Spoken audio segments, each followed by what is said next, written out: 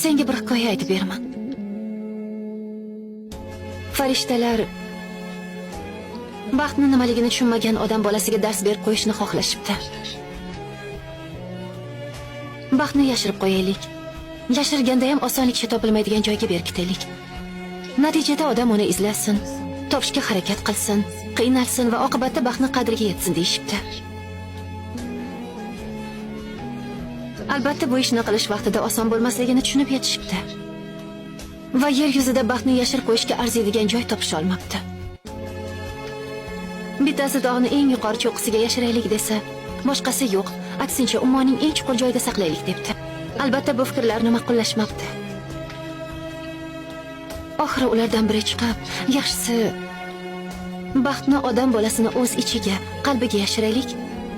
Chunki uni izlarkan, o'z ichiga nazar solish hech kimning aqliga kelmaydi debdi. Baxtli bo'lishni istasang, nigohingni o'z qalbingga qarat. Boshqa yerdan, o'zga narsalardan izlagan baxting aslida o'z qo'lingda.